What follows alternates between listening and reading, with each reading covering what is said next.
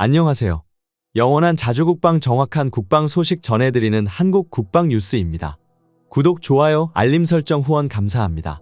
대한민국 KF-21 전투기가 국산 엔진 개발에 연이어 성과를 거두면서 많은 국가들의 관심을 받고 있습니다.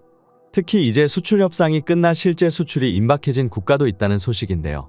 오늘은 이러한 내용을 총정리해서 알려드리겠습니다. 최근 미국 F-35 전투기에 대항마라는 중국의 젠-35 전투기가 처음으로 공개되었습니다. 중국 광둥성 주하이에서 개막한 제15회 중국 국제항공우주박람회에서 그동안 사진과 영상으로 선보인 스텔스 전투기 젠-35A1을 일반에 공개했습니다. 젠-35 전투기는 5세대 스텔스 전투기로 정 레이더에 탐지되지 않는 고도의 스텔스 성능과 다목적 전투 능력, 초음속 순항 능력을 갖춘다고 중국은 설명했습니다. 홍콩 친중 매체는 중국이 개발한 젠-35 전투기가 최고 속도, 스텔스 성능 등에서 F-35 전투기를 앞선다고 홍보했으나 미국과 대만 군사 전문가들은 이에 대해 믿을 수 없는 해외판 총용 수치라며 엔진 결함은 해결했는지 의문이 든다는 의견을 보냈습니다. 실제 중국에서 제시한 젠-35 전투기의 숫자는 화려하지만 이번 에어쇼에서 처음 공개된 젠-35 전투기는 불안정한 비행을 보였으며 이로 인해 많은 전문가들은 중국이 말한 내용을 믿지 못하겠다는 의견을 내비치고 있습니다. 젠-35 전투기가 공개되며 그 허점까지 드러나자 오히려 현재 한국산 KF-21 전투기가 더욱 주목받고 있습니다. 그 이유는 비슷한 시기에 시범 비행을 보인 KF-21 전투기는 시제기라고는 생각이 되지 않을 정도로 유려한 움직임을 보였기 때문인데요. 이로 인해 대한민국 KF-21 전투기 공동개발과 사업 참여에 관심을 가지는 국가가 늘어나고 있습니다. 독일의 유명 군사정보 언론 인포나우만에서는 부품을 구하기도 매우 힘들어지고 기존 스텔스 전투기와 비교해봐도 2배 이상 값비싼 유지비를 가진 유로파이터 타이푼은 사실상 유럽의 실패자이며 새로운 대안을 찾아 나설 필요가 있다고 강조했습니다. 그중 세계 시장에 나와 있는 전투기로 미국산 F-35 전투기 성능 검토와 함께 한국형 KF-21 보라매가 현재 독일 공군이 필요시하는 요구사항을 충족시켜 동일한 성능 검토에 들어가겠다는 이례적인 발언을 해 화제를 모으기도 했습니다. 또한 최근 한국에 방문한 미국 CNN 기자는 한국이 제2의 한강의 기적을 일으킬 수 있다고 언급했습니다. 그는 육지 시뮬레이션을 하는 등 한국 공군의 전투기에 대해 경험해보고 KF-21 전투기까지 확인할 수 있었는데요. 그는 KF-21 전투기에 대해 감탄하며 디지털의 경이로움이 다른 전투기라고 극찬하였습니다.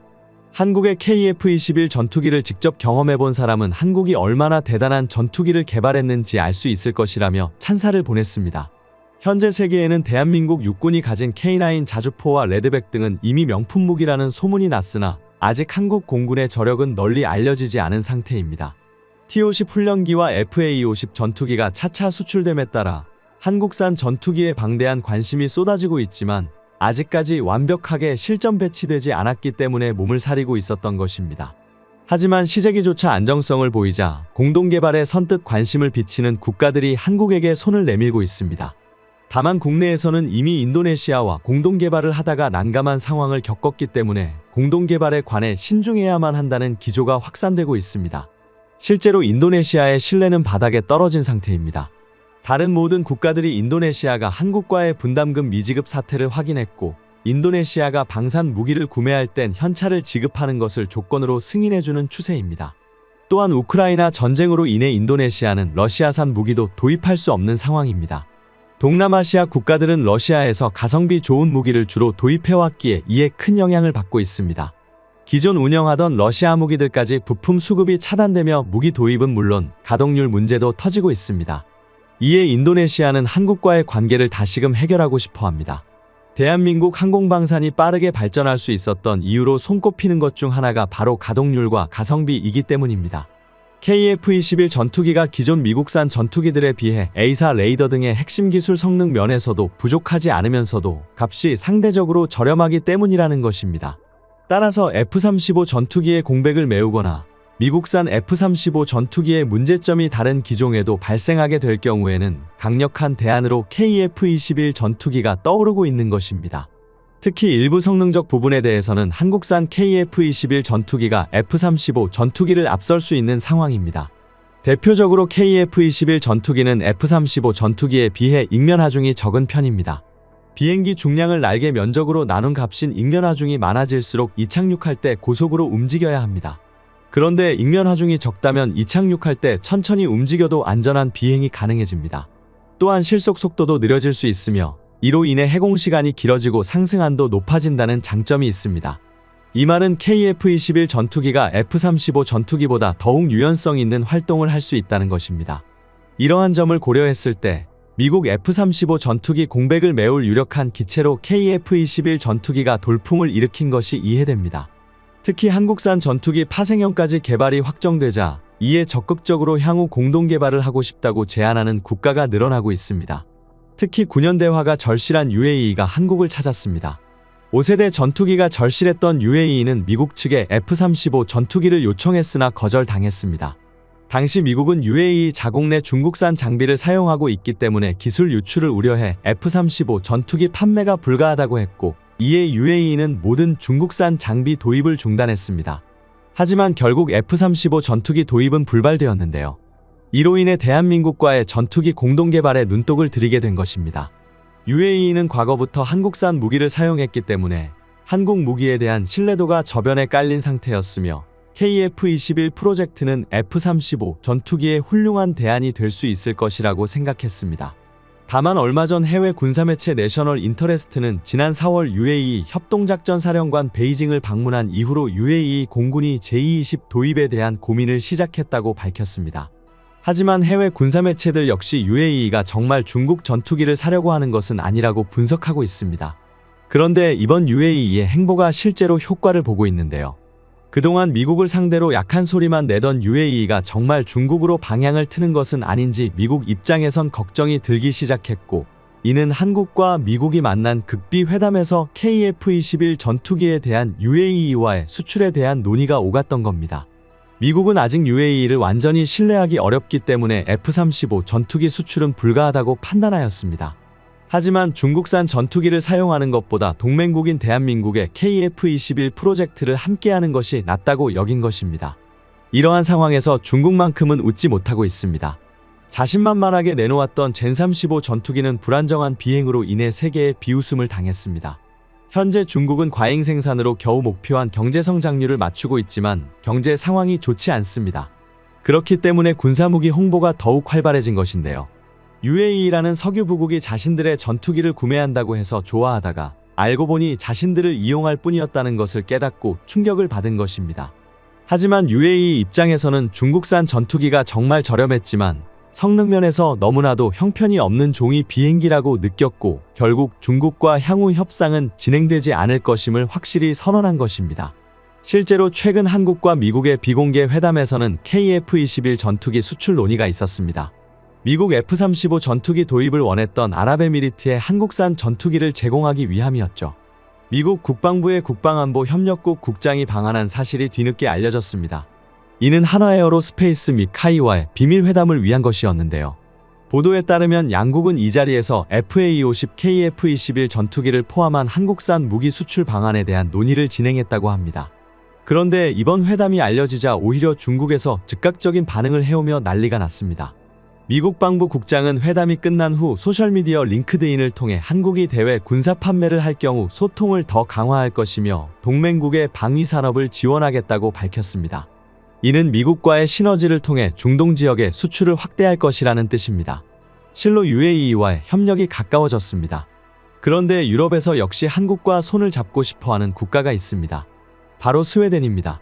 스웨덴은 한국과의 공동 개발을 긍정적으로 생각하면서 기술 공유와 재정적인 부담이 모두 가능한 국가입니다. 미국과 러시아와 같은 방산대국들 사이에서 오랫동안 독자적인 전투기를 만들었고 첨단 잠수함 생산 능력까지 지닌 곳이 바로 스웨덴입니다.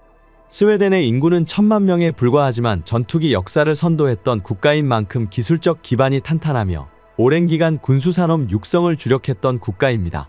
세계 최고 수준의 무기 수출국이기도 한 스웨덴은 특히 사브가 만든 4.5세대 전투기 그리펜을 주력으로 방산시장 점유율을 높이고 있습니다.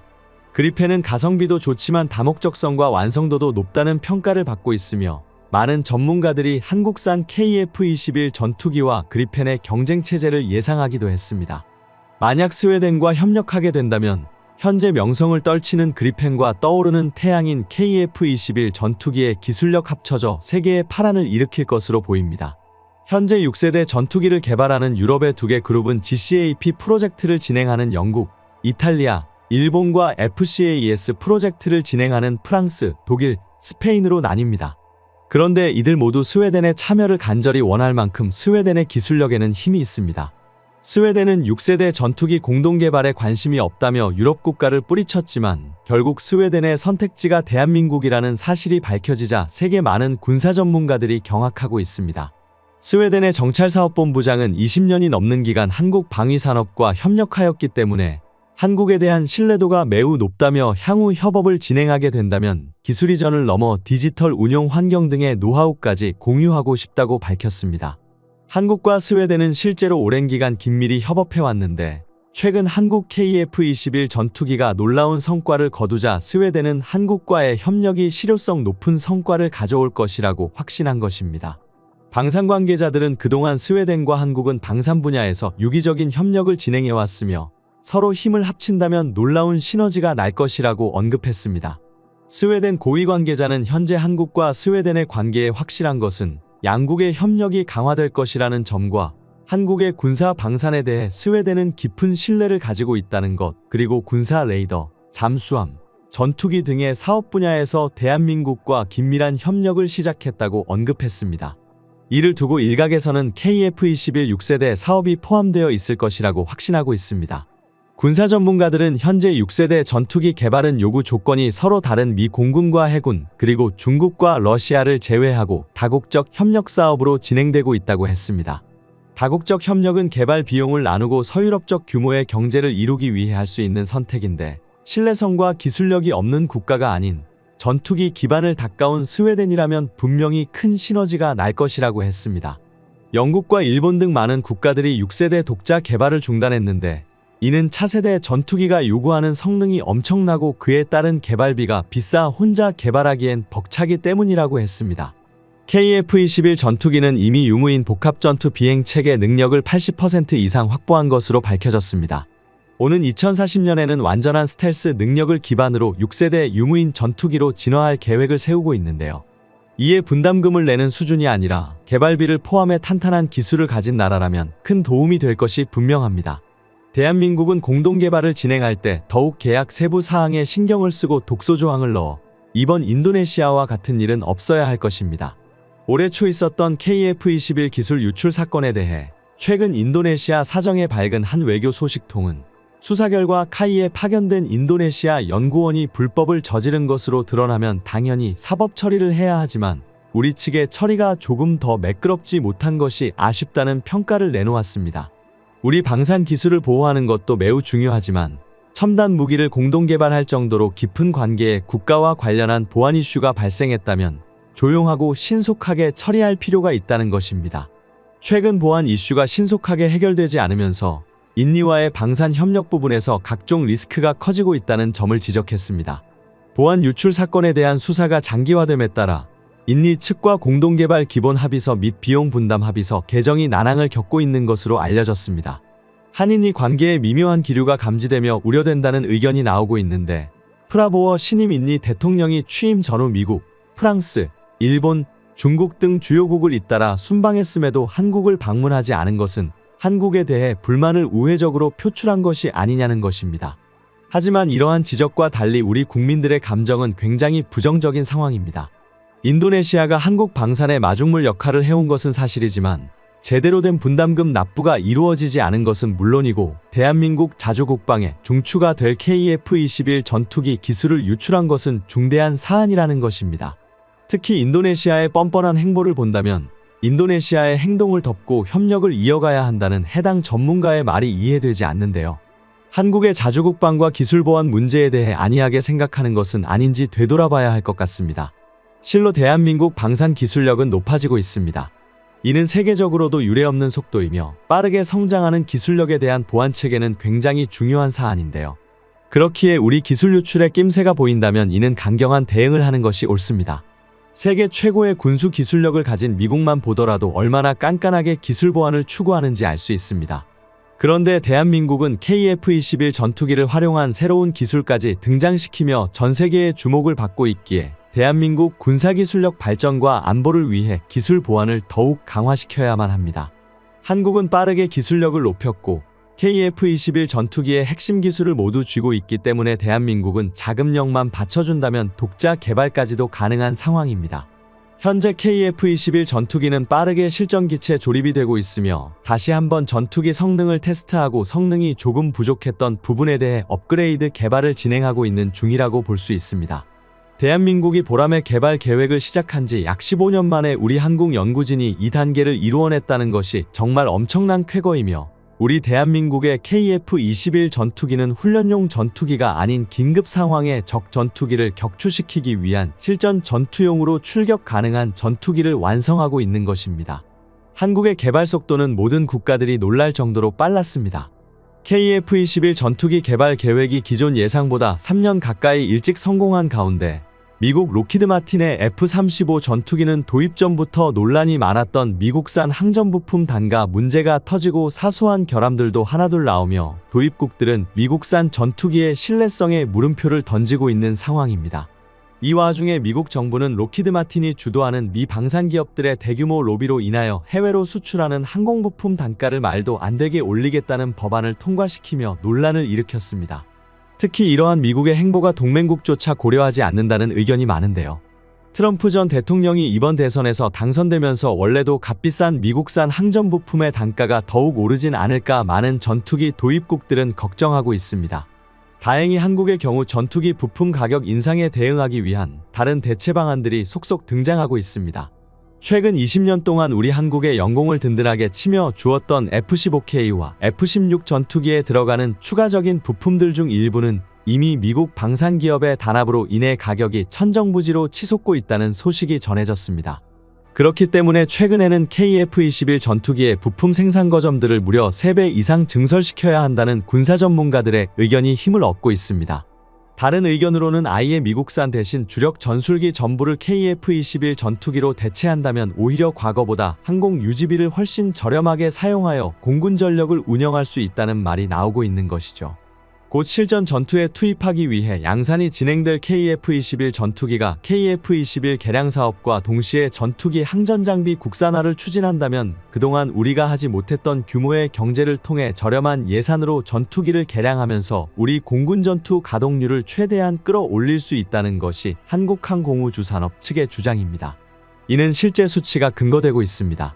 FA-50 전투기의 한국산 부품 부정률은 꾸준히 낮아지며 약 16센트로 측정되었고 2026년 양산이 완료될 KF-21 전투기는 현재 기준으로 약 24%가 예상되었습니다. 조금 더 빠르게 항공부품 국산화율을 올려야겠지만 단순 비교 수치만 보아도 부품 공급 부분에서는 태평양을 건너서 들여오는 값비싼 미국산 부품 대비 국내에서 생산이 가능한 국산 부품 비율이 압도적으로 높은 FA-50 전투기와 KF-21 전투기가 가동 안정성은 물론 가격대와 신뢰성까지 높은 것은 당연합니다. 또한 KF-21 보람에 사용할 전자전 체계까지 우리 대한민국이 독자 개발에 성공하게 되면서 우리 기술진 사이에서는 F-15K와 F-16의 전자전 체계까지 모두 국산화가 가능하겠다는 확신이 생겼습니다. 이 모든 사업이 완료된다면 대한민국은 4.5세대와 5세대 이상만으로 구성된 전투기를 무려 300대가량 보유하며 강력한 공군 전력을 확보할 수 있습니다. 이러한 계획에 대하여 좀 더 자세히 분석 비교를 해보았는데요. 현재까지 공개된 자료에 의하면 2017년부터 2021년까지 수리 부속 부품 부족으로 인한 한국 공군의 비행 불가와 특정 임무 불가 건수는 F-15K가 1460건, F-16이 무려 1150건에 달했습니다. 부속 부품 부족으로 우리 군 전투기가 비행하지 못하거나 공대지 혹은 공대공 작전 등 특정 임무를 할 수 없는 상태로 출격한 사례가 5년 동안 무려 2500건이 넘는 것입니다. 이 상태에서 북한이나 중국과 서해 혹은 동해안에 국지전이 일어날 경우 대한민국은 공군 전력 누수로 인해 큰 타격을 입게 정말 심각한 일이라 할 수 있습니다. 뿐만 아니라 이 정도 수치조차도 그 이전의 수치와 비교한다면 개선된 것이라는 게 특히 충격적입니다. 이러한 부품 가동률 문제는 2017년 국감에서 논란이 된 다음 2018년부터는 공군 부속 공급을 위한 예산이 충분히 배정된 덕분에 사례가 급감했지만 여전히 불안한 것이 사실입니다. 도입한 지 30년이 다 되어가는 미국산 전투기 구식화에 따른 부속품 부족은 노력만으로 해결할 수 없습니다. 전투기가 운영되는 수십 년 동안 전투기에 탑재된 수만 가지 부품을 생산하는 기업들이 폐업하거나 혹은 기존에 생산하던 부품을 단종시키는 일은 비일비재하기 때문입니다. 우리의 노력과는 별개로 외국산 무기를 사용하는 이상 결국에는 가동률이 떨어질 수밖에 없습니다. 하지만 이제 한국은 직접 부품을 생산할 수 있는 전투기인 KF-21 보라매를 완성시켰습니다. 전문가들은 KF-21 보라매가 운영할 통합 전자전 내장화 사업과 국산 전자전 장비 도입을 추진하면 동시에 여러 문제를 해결할 수 있다고 말하며, 특히 KF-21 전투기의 경우 동시에 추진 중인 여러 사업이 함께 탄력을 받아 규모의 경제까지 가능해질 수 있다고 언급합니다. 이로 인해 현재 한국산 KF-21 전투기는 많은 국가에서 러브콜을 받고 있습니다. 또한 KF-21 전투기가 유럽 라팔 전투기를 성능적으로 상회한다는 건 이제 모두가 인정하고 있습니다. 실제 계획대로 KF-21 전투기의 공대공 체계가 완전히 개발되고 공대지 성능까지 갖출 경우 라팔 전투기의 성능을 가뿐히 뛰어넘을 것으로 보입니다. 뿐만 아니라 KF-21 블록 3 단계에서 스텔스 성능을 갖출 경우 주변국 대응에 확실한 우위를 가진 공군력 확보도 가능해질 것이라는 전망이 신뢰성을 얻고 있습니다.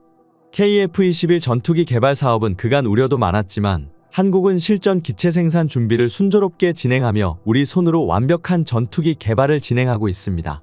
또한 한국이 독자적인 레이더 기술도 갖추게 되면서 최근 유럽 방산업체 레오나르도가 한국에게 협력을 요청하고 있습니다. 이는 한국이 독보적인 경쟁력을 확보했다는 반증입니다. 최근 방산업계에 따르면 하나시스템은 레오나르도 항공기용 A사 레이더 해외 수출 협력을 위한 MOU를 체결한 것으로 알려졌습니다. 이번 협약을 통해 하나시스템은 제품군을 더욱 확대하여 글로벌 수출 시장을 함께 개척해 나가려는 미래 계획을 세우기도 했습니다. A사 레이더는 현대의 공중전에서 전투기의 생존과 전투의 승패를 가리는 최첨단 레이더로 공중과 지상 표적에 대한 탐지 및 추적 등 다양한 임무를 수행하는 미래 전투기의 핵심 장비입니다. 그런데 이제는 한국이 일부 선진국만 보유한 최첨단 A사 레이더 수출을 창출해내 한 번 더 대한민국 방산의 위상을 높인 것입니다. 또한 한국은 기술적 역량을 총결합하여 KF-21 전투기로 위성을 공중 발사하는 기술을 개발하겠다는 계획까지 발표했습니다. 한국 방산이 빠르게 발전하자 유럽 및 중동 국가는 대한민국에게 높은 관심을 보이고 있습니다.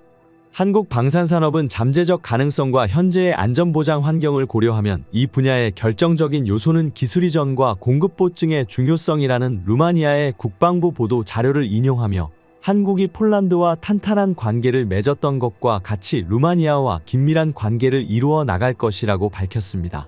실제 폴란드, 루마니아뿐 아니라 다른 유럽국들과의 관계도 빠르게 진전되고 있는데요. 대한민국 KF-21 전투기는 빠른 속도로 변화하는 유럽의 국제적 상황에 맞춰 빠른 납품이 가능하고 기존 시스템과 호환까지 가능한 체계를 갖추고 있습니다. 또한 가격 경쟁력도 무시할 수 없기 때문에 수많은 유럽 국가가 한국에게 관심을 보이고 있다고 전문가들은 분석하고 있습니다. 이제는 무기를 판매하는 것이 아니라 얼마나 빠르게 무기를 제작할 수 있을지가 문제인 상황입니다. 폴란드는 물론 차후 구매에 심한 국가들의 납기일에 맞출 수 있는 생산력을 갖추는 것이 우리 방산업계의 과제로 손꼽히고 있습니다. 하지만 대한민국은 이미 많은 생산량을 수출했던 경험을 바탕으로 이 행복한 과제를 수행해 낼 것으로 보입니다. 스톡홀름 평화연구소에 따르면 2019년에서 2023년 세계 무기 수출 시장에서 한국은 10위를 차지하였으며 튀르키예는 바로 아래인 11위를 차지했습니다. 튀르키예 방산 항공 수출액이 부쩍 늘어나면서 튀르키예와 한국의 고객이 겹치기 시작했습니다. 튀르키예는 한국의 T-50 전투기 포지션의 훈련기인 휴르젯 훈련기를 개발하였으며 지난 4월 25일 첫 비행을 진행했습니다. 이에 스페인 공군은 노후화된 SF-5M 훈련기의 대체기종으로 휴르젯을 검토하고 있다는 소식이 쓰이는데요. 하지만 이는 튀르키예 언론에서 나온 이야기로 스페인은 오히려 한국 방산에 관심을 보인다는 소식이 들려왔습니다. 그런데 스페인이 관심을 보이는 것이 T-50 훈련기뿐만 아니라 KF-21 전투기도 포함된다는 소식입니다. 대한민국은 KF-21 전투기의 주요 고객이 동남아와 중동이 될 것이라고 전망하였는데 러시아 우크라이나 전쟁이 터지면서 오히려 유럽에서 한국 전투기에 큰 관심을 가지기 시작했습니다. 현재 판매 중이기도 한 한국산 FA-50 전투기는 폴란드에 대거 수출되는 것은 물론 불가리아, 남미의 페루 등에도 수출되며 한국 항공방산의 위상을 높이고 있습니다. 특히 한국산 무기를 대거 구매한 폴란드는 새 정권으로 교체되며 대한민국 무기에 대한 말도 안 되는 트집을 잡기도 했지만 결국 내막을 살펴보면 한국산 무기를 알뜰살뜰 사용하며 애정을 표하고 있습니다. 최근 우리 방산 무역 흑자 규모가 부쩍 커진 이유도 폴란드의 방산 수출로 인한 나비 효과라고 보고 있습니다. 폴란드가 구입해야 한 한국의 무기는 K2 전차, K9 자주포를 비롯해 FA50 전투기까지 포함합니다. 굉장히 다양한 한국 물품을 구매하며 이에 대한 만족감을 드러냈고 이에 유럽 각국이 한국산 무기 구매에 깊은 관심을 보이고 있습니다. 특히 이번에는 스페인이 적극적입니다. 스페인은 프랑스와 독일이 6세대 스텔스 전투기 개발을 목표로 제작하기 시작한 유럽의 차세대 항공우세 시스템 개발 프로젝트인 FCAS 개발에 참여하기로 한 국가입니다. 스페인은 차세대 전투기 보유를 위하여 해당 프로젝트에 합류하여 개발에 참여하는 듯 했지만 해당 프로젝트는 프랑스의 갑질로 인해 무산되었습니다. 프랑스는 2020년대에 들어서 라팔 전투기의 해외 수주가 늘어남에 따라 라팔 전투기 업그레이드와 판매에만 집중하겠다고 이야기하며 차세대 전투기 개발을 도외시하게 시작했고 독일과 스페인에게 갑질을 하기 시작했습니다. 이에 독일은 프랑스가 자신들을 동등한 파트너로 여기지 않는다고 반발했습니다. 스페인 역시 마찬가지입니다. 스페인은 프로젝트가 불안정하게 흘러감에 따라 차세대 전투기 일부 도입을 추진하기로 결정했습니다. 이에 대해 고민 중이던 스페인 정부는 폴란드에 납품되는 한국의 FA50 전투기와 KF-21 전투기의 적극적인 폴란드의 행보를 보고는 한국의 KF-21 전투기도 후보망에 올리게 된 것입니다. 구형 전투기를 대체하기 위해서라도 빠른 시간 내에 납기가 필요했던 스페인은 한국의 미친 듯한 납기 속도와 탄탄한 전투기 성능에 반했습니다. 스페인이 한국 KF-21 전투기를 고려하고 있다는 발언은 진심이었던 것인지 스페인 공군과 조종사 및 관계자들은 KF-21 전투기 시험 비행 절차를 보기 위해 한국으로 파견되었습니다. 한국은 현재 T-50 훈련기와 FA-50 전투기로 세계 전투기 시장에 출사표를 던졌습니다. 한국의 전투기는 탄탄한 성능과 빠른 납기로 승승장구하고 있습니다. 한국의 전투기를 구매하고 경험했던 국가들은 전투 성능과 부수적인 부분에서도 굉장한 만족감을 보였습니다. 특히 FA-50 전투기를 빠르게 인도받은 폴란드는 일찍부터 KF-21 전투기에도 관심을 드러냈고 이로 인해 유럽의 스페인마저 KF-21 전투기 도입에 관한 진지한 검토를 시작하게 된 것입니다. 한국항공우주산업은 해외 수출의 빠른 성사를 위해 스페인 조종사 및 관계자들의 시험 비행 참관을 허가하려고 준비 중입니다. 실제 한국의 KF-21 전투기는 끊임없이 새로운 성능을 테스트하며 시험 비행을 진행하고 있습니다. 이번 비행의 특이사항은 6대의 KF-21 전투시제기가 삼각 편대를 이루며 비행을 진행하는 것입니다. 이는 편대 비행을 하며 조종석에 위치한 KPS 장치를 통해 전투기를 일정 간격 유지시키며 비행에 성공해야 한다는 특징을 지닙니다. 일정 거리로 편대 비행한다는 것은 조종석의 연계 장치가 정밀한 성능을 다한다는 것을 보여주기 때문에 이 편대 비행은 큰 의미를 가지게 됩니다. 얼마 전 KF-21 전투기 조종사는 KF-21 전투기 프로젝트에 대한 인터뷰를 진행했습니다. 그는 지금까지 F5, F-16 등의 전투기를 조종해봤지만 KF-21 전투기는 조종사의 편의를 그 어떤 전투기보다도 잘 고려한 전투기라고 발언했습니다. 항전 장비와 조종사가 확인하는 디스플레이 측면에서 아주 유용하며 다루기 편리하다는 것입니다. KF-21 전투기에 대한 인터뷰가 게재되자 폴란드와 유럽 스페인의 조종사들은 빠른 시일 내에 KF-21 전투기 비행시험에 참가하고 싶다는 의견을 내비쳤습니다. 현재 KF-21 전투기의 시험 비행 횟수는 모두 채워지지 않은 상황이기 때문에 기존 일정을 빠르게 진행하면서 해외 조종사들의 참관을 고려하고 있다는 소식이 전해졌습니다. 아직 성능 개발을 진행하고 있고 시험 비행이기 때문에 직접적인 조종까지 진행하는 것은 어려울 수 있으나 연구진들과 함께 스페인 고위 장관 및 조종사들을 초빙하여 비행 시험을 함께 참관하는 방식은 가능하므로 이 사항을 고려하고 있다고 합니다. 사실 KF-21 전투기는 한국항공우주산업에서 애당초부터 수출을 고려하여 제작한 전투기입니다. 그렇기 때문에 수출용 시제기를 따로 만들 정도였는데요. 대한민국은 방산무기를 잘 만들어가는 것도 중요하지만 현재는 우리 방산 능력을 세계에 홍보하는 것을 중요한 기조로 삼고 있습니다. 세계에서는 아직도 70여 년 전 한국이 겪은 전쟁을 떠올리며 한국이 얼마나 발전했는지 모르는 국가가 많습니다. 그들에게 한국 항공산업과 대한민국의 경제가 발전했다는 것을 적극적으로 홍보해야 한국의 수출률이 더욱 향상될 것입니다. 스톡홀름 국제평화연구소에 따르면 K9 자주포는 전 세계 자주포 수출 시장에서 점유율 1위의 압도적인 기록을 가졌다고 발표했습니다. 그 와중에 K9 자주포를 구입하여 사용해본 국가들은 대부분 한국산 무기에 대해 굉장히 긍정적인 반응을 보였습니다. 신뢰도가 높다는 평가가 잇따르며 해당 국가들은 한국산 무기를 실제로 추가 구매하거나 추가 구매 계획을 가지고 있었습니다. 일전부터 한국 방산 무기를 사용해본 국가들은 KF-21 전투기 양산을 예의주시하고 있습니다.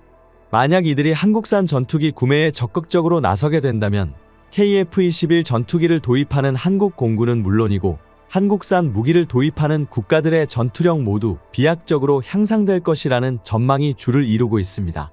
전 세계 국가들은 한국의 KF-21 전투기에 다시 한번 주목하고 있습니다. 현재 세계 방산 시장에서 한국은 신흥 강자로 떠오르고 있으며 이러한 한국의 행보는 많은 국가의 이목을 끌고 있습니다. KF-21 전투기 개발 사업은 궤도에 오르기까지 정말 파란만장한 시간을 거쳐왔습니다.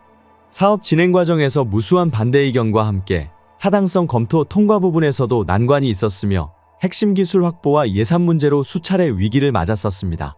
하지만 결국 2016년 체계 개발에 착수하여 5년 만에 시제기가 대한민국 하늘에 날아올랐는데요. 처음 시제기가 날아오르는 순간에도 우리 국민 일각에서 긴가민가해하는 부정적 여론들이 있었고 주변 국가들은 한국의 KF-21 전투기의 성능을 의심하며 조롱하기 바빴습니다. 하지만 결국 한국은 수많은 테스트를 거쳐 국산 핵심 장비들을 세계에 선보이고 완벽한 전투기의 성능까지 공개하여 방산강대국으로 도약하고 있습니다. 이는 우리 연구개발진의 피나는 노력으로 이루어낸 결과입니다. 이제 KF-21 전투기가 완전한 양산형 기체 실전 배치되는 날이 코앞까지 다가왔습니다. 지금 한국은 KF-21 양산에 집중하고 있습니다.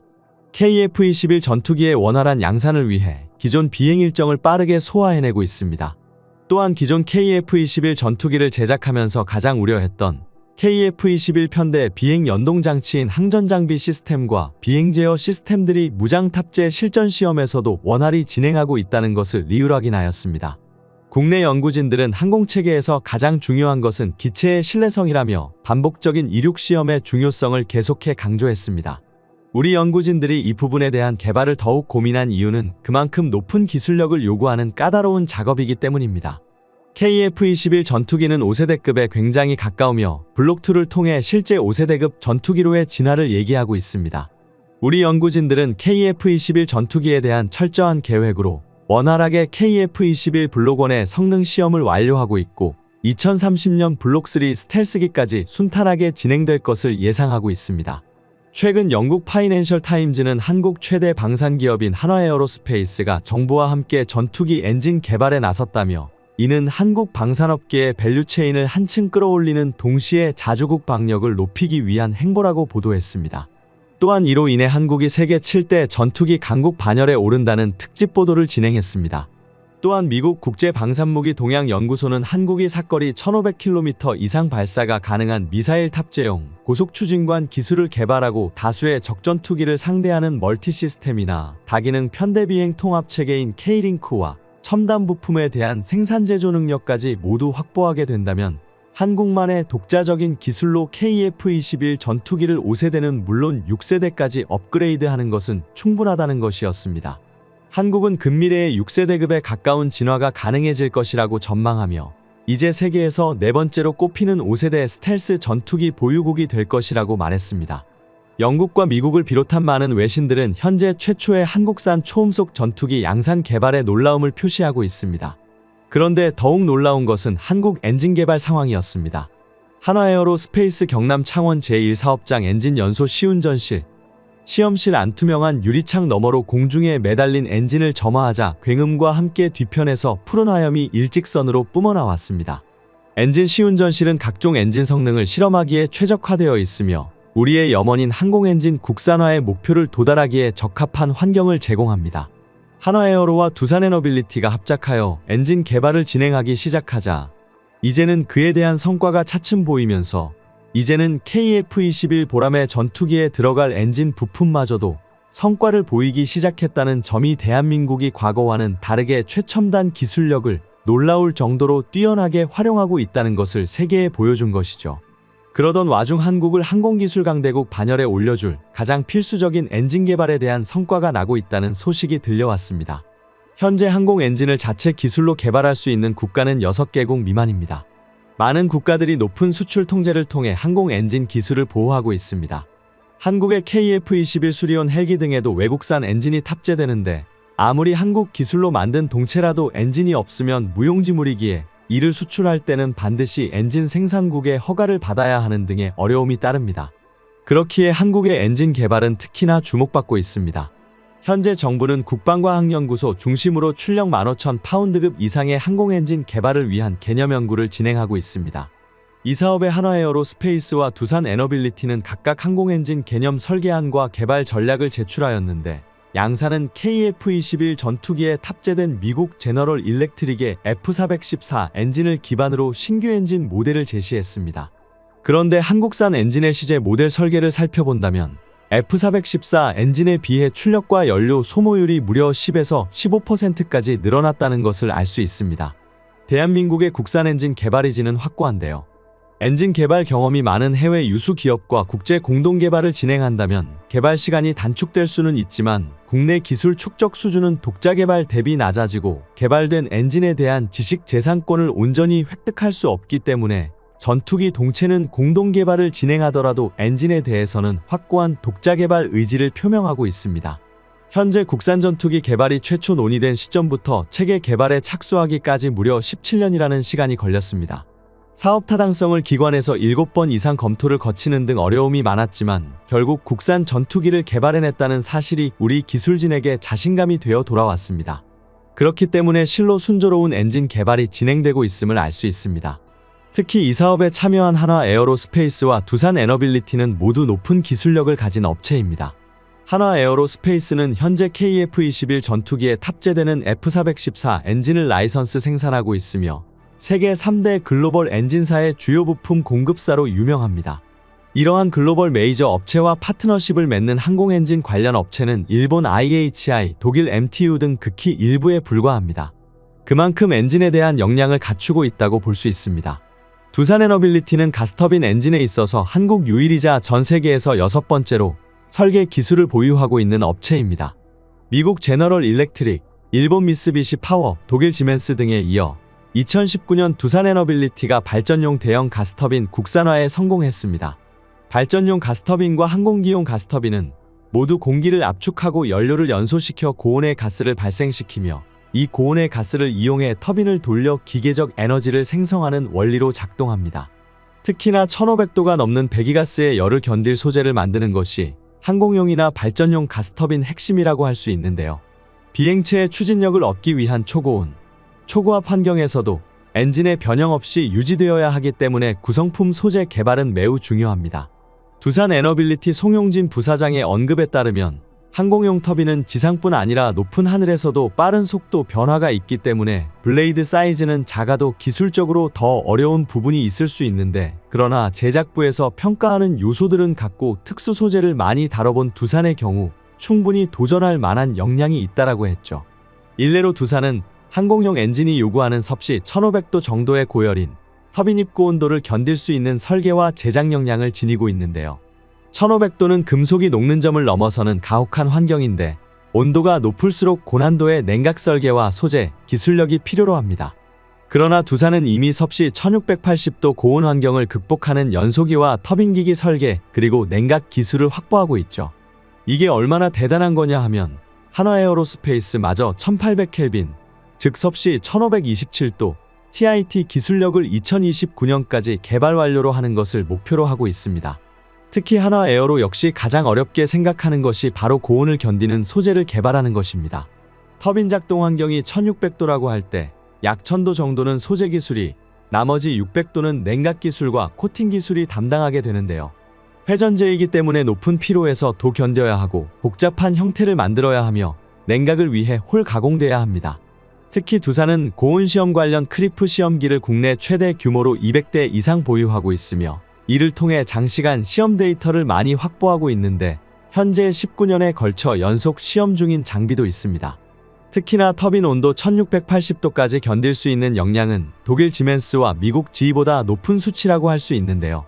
터빈 인렛 템퍼레이처라고도 불리는 터빈 입고 온도는 가스터빈 엔진에서 가장 중요한 성능 지표 중 하나로 그 자체만으로 제트 엔진 기술력의 척도로 쓰이기도 합니다.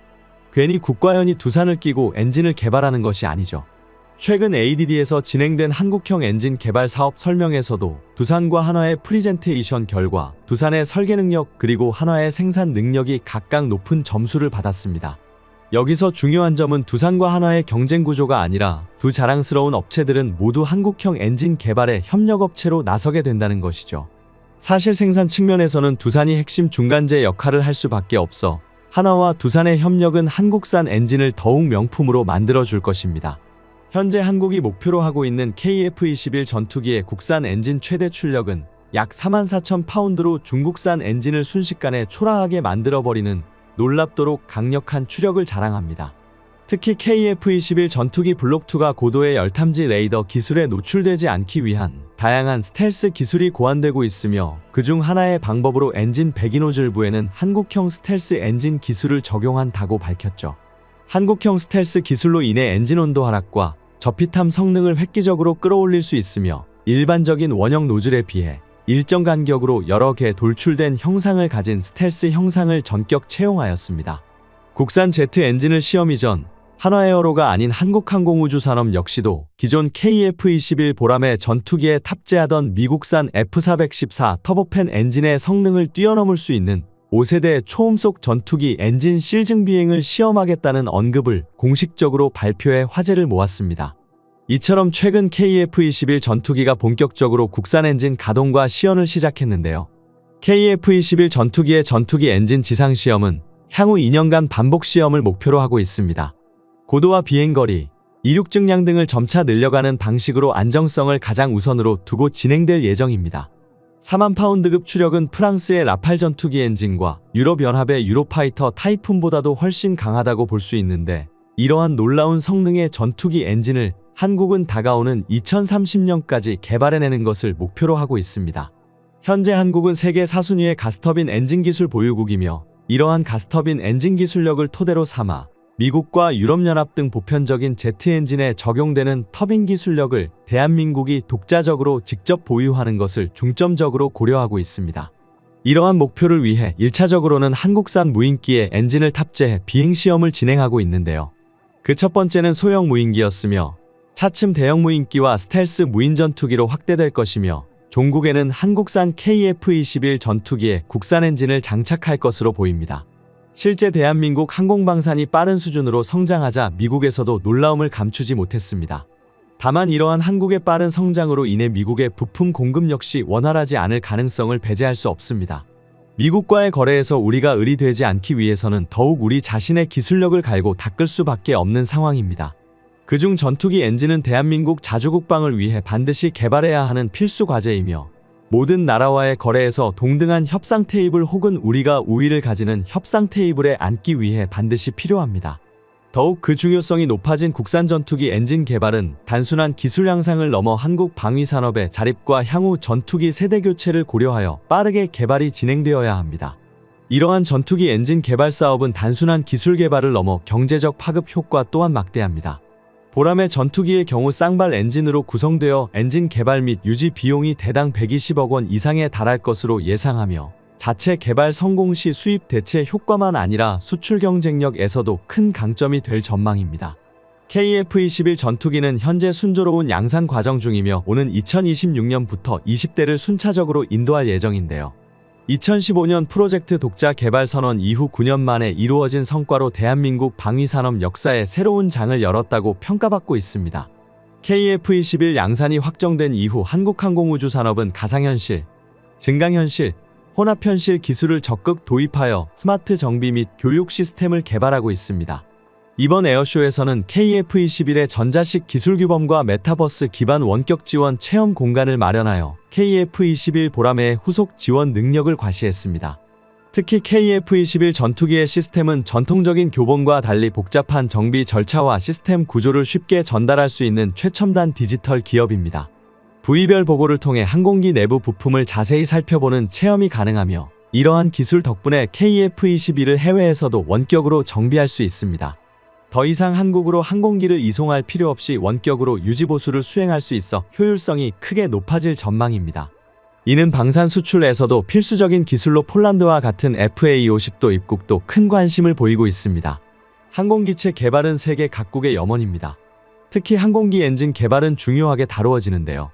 대만 중산과학원은 2018년부터 2023년까지 베가 프로젝트 1단계라는 코드명으로 17억 1천만 대만 달러 이상을 책정해 항공기 엔진의 첨단 핵심 기술을 연구개발했습니다.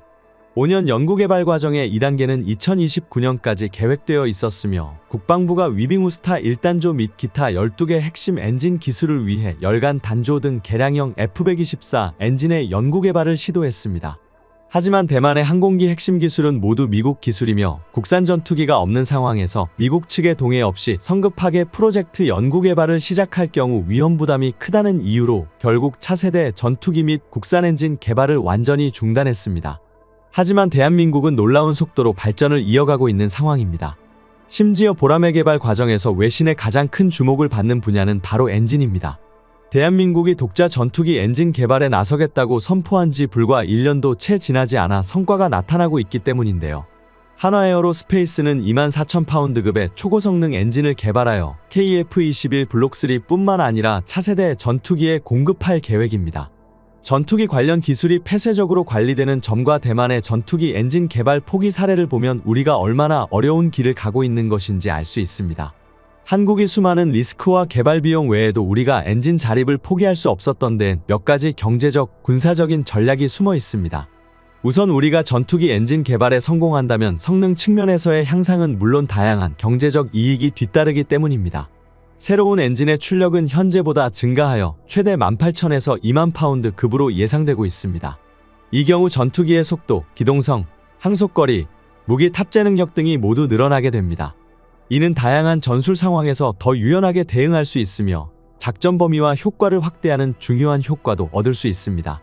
둘째, 독자 엔진을 사용하게 되면 우리 군의 전술적 요구에 맞춰 엔진을 최적화할 수 있습니다. 셋째, 국산 엔진은 유지보수와 수리 작업을 국내에서 직접 처리할 수 있게 하여 신속한 대응과 비용 절감을 가능하게 합니다. 이는 전투기의 가동률을 높이고 전반적인 운용 효율성을 향상하기 때문에 더 적은 예산으로 더 많은 전투기를 운용할 수 있는 장점이 됩니다. 우리가 목표로 18,000에서 1만 파운드급 엔진의 성능은 세계 최강의 전투기로 꼽히는 F-22 랩터와 F-35A 전투기의 엔진 성능에 필적하고 있습니다. KF-21 전투기에 탑재될 미국 지휘사 F-414 엔진은 최대 추력 18,000파운드를 제공하며 이는 전투기의 고속 기동성과 뛰어난 상승 능력을 보장할 뿐만 아니라 고효율 터보팬 기술로 인해 긴 항속거리와 장시간 비행이 가능하며 다양한 공중 기동을 빠르고 유연하게 수행할 수 있는데요. 그리고 오랫동안 사용했던 엔진인 만큼 고온, 고압 환경에서도 높은 내구성을 자랑하여 신뢰할 수 있는 엔진으로 알려져 있습니다. 그래서 대한민국이 목표로 하는 엔진이 현재 KF-21에 탑재된 F-414 엔진과 동일하거나 약간 상회하는 엔진으로 목표를 설정한 것입니다. 한국 한화에어로스페이스는 3단 팬과 6단 압축기, 1단 고압 터빈 및 1단적 터빈으로 구성된 15,000파운드급 엔진을 소개했습니다. 이번 엔진 개발은 향후 6세대 전투기로 발전을 고려한 것으로 현재 사용하고 있는 F-414 엔진을 대체하고 미래에 필요한 고출력 전력 공급을 가능케 할 것입니다. 하지만 대만이 최근 차세대 전투기 개발과 엔진 자립을 포기한 사례를 보면 전투기 엔진 자립이 얼마나 어려운 도전인지 알 수 있습니다. 기체의 형상 구조와 세부 성능, 재원이 다르기 때문에 절대적인 비교는 어렵지만 우리가 개발할 18,000에서 2만 파운드급 엔진을 장착한 전투기를 보면 그 성능을 대략적으로 알 수 있습니다. 그리고 또 먼저 알아야 할 게 있습니다. 그것은 바로 추중대중량미와 익면하중입니다.